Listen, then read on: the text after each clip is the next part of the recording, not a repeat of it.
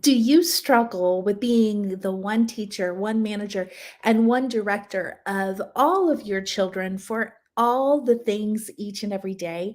If so, I'd encourage you to spend the next 15 minutes with me as I walk you through some actions tips that you can be doing right now to make a big difference in your home and homeschool. I'm Dollie Freeman. I am a self education expert using the Charlotte Mason method of education. And today on the Charlotte Mason Way show, I'd like to talk to you about how you can empower your children to take ownership. Now it's bothering me because I said the Charlotte Mason Way show when I rebranded this to be Charlotte Mason Mastery. So, welcome and excuse my blunder there. Today, I'm going to be teaching you three things. The three things is what ownership is and why it's so important. The second thing is the two types of ownership you should be teaching your children. And then the third thing is how to get your children to take ownership. So, this is a really big part four of a four-part series I've been calling Charlotte Mason Explained. If you missed the last three parts, I encourage you to take a look at the recordings and take aware of that there are four simple actions that you can be taking as a Charlotte Mason homeschooler. It will streamline and simplify everything you're doing at home. And I've taught that over these 4 weeks. So I encourage you, if you haven't yet, to devour this series because it will really change your mind about Charlotte Mason. And it will make it simple for you to understand those key actions you should be taking in your day.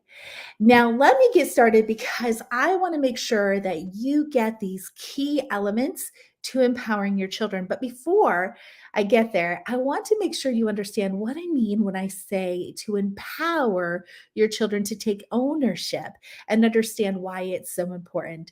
Ownership is taking accountability as well as responsibility. So it's two part. We have to become responsible before we can become accountable. But the problem is we're expecting our children to be accountable before we teach them how to be responsible. I'm going to say that again. We're teaching our children to be accountable before we teach them to be responsible. And this is the key to a lot of endless friction that you're experiencing in your home and homeschool, is because we expect our children to have habits that we ourselves haven't formed in them as their parents. And so when we realize that we're holding our children accountable without first teaching them how to be responsible for key elements, then it's going to break our relationships. It's going to cause us to really have issues. So, why is responsibility and accountability so important for you to be focusing on within your homeschool and within your home? Well, it's simple as this, that what you're doing today is forming the character and conduct of your children's future. What that means is, I want you to hear me here. So if you're a little distracted, come back to me because I want you to understand the truth of what I'm about to say. Your decisions and what you are conditioning your children in today, what you're allowing them to do today, is building their future character and conduct for the future. Charlotte Mason says that habits is simply nature in action, growing stronger by exercise. So when we understand how that is, we can see that if we're not teaching our children intentionally and consistently how to be responsible, but we're holding them accountable, then we've got some things backwards. Right. And so, why it's so important is because of the future character and conduct of our children. We don't want our children to take their place in society without being responsible for their key elements of what their character and conduct looks like, right? In addition to that, they're going to be held accountable in the workplace. And guess what? It's not going to be their employer's situation or their Professors, if they go straight into college, it's not going to be their responsibility to teach your children how to be responsible. So it all comes back to ownership. If we are the ones that's carrying the burden of our children's education, if we're the ones that's carrying the burden of our children's character, how are they ever going to take that responsibility and the accountability into their own character and conduct to be equipped and prepared for their future as young adults taking their place in society? Is this helping you today? I hope it's helping you because this is crucial. And to be honest, if you can figure this out, and some days I had to stop and remind myself, wait a second, you're holding him accountable before you've taught responsibility. And so we had to take that step back. When our children get into society, there's not going to be any adult, there's not going to be any professor, there's not going to be any employer that's going to teach your children responsibility. They will only have accountability. All right. So let's talk about this next part, the two types of ownership to empower your children to have. So, based on what I was just talking to you about, I want you to realize that there's two things we want our children to take ownership of. And by taking ownership, we're empowering them in responsibility and accountability. Those two things are taking ownership of their action. Their action is their character and their conduct, as well as their education. Their education is important. If your children are balking at everything that you're telling them to do, if they absolutely hate getting into the books, if you never see them learning beyond the books, then guess what? Your children's education is just a mere veneer laid on the surface of their nature. And everything they're putting on there is going to be quickly taken out. Now, Charlotte Mason, and I taught about this a couple weeks ago, talks about education being four parts. You have your intellectual, and that's where we often think because of those homeschool laws, we really push the intellectual. But we must not forget the spiritual, the moral, and the physical. Those are the four parts of education Charlotte Mason is talking about. So the beautiful thing is that the spiritual side of education, the moral side, and the physical side is going to help your children to take the ownership of their actions. And then we can focus on the education, taking the ownership of their education with the intellectual, as well as them being disciplined in their habits and taking ownership of that, taking ownership of building their own habits. Imagine what your life would look like if all of a sudden several of your children all of a sudden took ownership of their actions and their education. How would that create smooth and easy days for you? Would it really make a difference in the mental health and energy that you might be having throughout the day? You know it will, and I bet you really loving that picture of it being painted in your mind because it's a beautiful part of what this method of education can and will deliver if you do the step-by-step process that leads to that.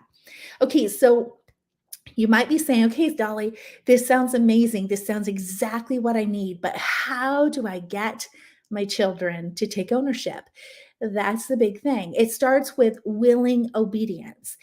I was just talking to one of my clients yesterday, and she's really struggling. And the key of the matter stems from habits. What we are allowing our children to do is forming their habits. But the key aspect is that we need to first become intentional in training willing obedience. Instant obedience, delayed obedience is not necessarily a conditioning of the heart.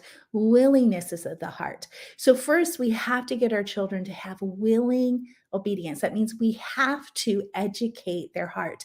We have to be intentional of getting to their heart. And through their heart, we get to their conscience. And their conscience helps build what they will do. I am, I can, I ought, I will. The only way we can get to the will is through the heart. Okay, so the first step in getting your children to take ownership is first teaching them how to take ownership. The second one is through habit formations. Remember, a habit is simply nature in action growing stronger by exercise. And if we recognize that, whatever we're conditioning our children to do through allowance is what will build that habit because it's going to grow stronger each and every day. This is why it's so crucial to become intentional and consistent in your parenting and in your homeschool and every element of the atmosphere of your home. And then the third thing is when we put habit formation in place for our home, we need to do the same thing in our homeschool. If we're taking the year by the seat of our pants, if we're parenting through emotions, if we're a drill sergeant all day long, those things are not helping your children to be empowered to take ownership. So, this is why I'm very particular with those who go through my course and my clients is telling them that they must do a grade notebook. A grade notebook is those intentional, consistent actions you expect your children to do each and every day. And if you start these grade notebooks early, a child will want to take ownership of it because they see you doing their education in this grade notebook. They're going to want to start checking off the things that they've done. And once they take ownership, it is something so prideful for them that they really it's their education in a grade notebook in a binder. And so it's really important to see that the more we do to empower children to take ownership, again, that ownership is responsibility and accountability. We will lead our children into that path that they will be able to be prepared to take their place in society. All right, so as I'm closing up, I'm going to review really quick. As I'm closing up, if you have a question or a comment, I love to have the interaction on the show. So go ahead and post it in the comments for me. And while I'm doing a quick review, I want to encourage you that if you enjoy this show, you would love to get access to my searchable database of the show. So just go to charlottemasonmastery.com/search. That will subscribe you to my emails. And right now, I am focusing on the calming influences of a mother's heart, the calming influences to the heart of the mother. And I'm really focusing in on helping the mental health of a mom, the calmingness, and helping her to be able to do that. So you don't want to miss these newsletters. You really want to make sure that you are opening them and getting them so that you can be encouraged as a homeschool mom. So go ahead to go to charlottemasonmastery.com/search and grab that. Now, while I am recapping, go ahead and post your comments, and I'll get to them in a second. But so responsibility and accountability are how you empower your children to take ownership. You cannot have your children accountable until we have given them responsibility. What that looks like in the workplace is that kids show up without responsibility, but their bosses are going to keep them accountable and they get fired or they're doing really poorly in their school or in their job because they never learned responsibility and they will always be held accountable for their actions. So we want to empower them early by teaching them responsibility and then accountability and how to take that accountability. And then I talked about the two things that you should be teaching your children: how to take ownership of their actions and their education. And then third, I told you how to get your children to take ownership. And it's first willing obedience. When we do that, it will align their heart with those things to go the right way. And then the second one is habit formation. And the third one is a grade notebook so that you have made intentional decisions about your children's education. And then you're consistent in living that out on your day-to-day basis within your homeschool. Okay, so I'm not seeing any comments right now. Hopefully, everyone's hearing me okay. um, Here's what I want you to know. Next week, I will be starting another series about the importance of continuing a mother's education. Charlotte Mason was very, very adamant about how a mother should learn and mirror that for their children. And so, if education is an atmosphere, we're going to be talking a little bit about that. If education is a discipline, we're going to be talking a little bit about that. If education is a life, we're going to be talking about that. But I'm flipping that on the head. Instead of talking about that with about our children, I'm going to flip it on the head and talk about what that looks like as a mother and what Charlotte Mason had to say about it. So you don't want to miss this 3-part series coming up about a mother's education. I'm real excited about this 3-part series, and you can join me on Wednesdays at 3 p.m. Eastern Time, both on Facebook and on YouTube for the live streaming. Thank you for joining me today, and I hope today's topic has really helped you as part 4 of the 4-part series of Charlotte Mason Explained. I hope it encourages you to realize that what you do matters and that you are, in fact, forming habits each and every day, either passively or actively, depending on what you are allowing through conditionings in your home. Until next time, keep doing what you're doing, Mama. I'll see you then. Bye for now.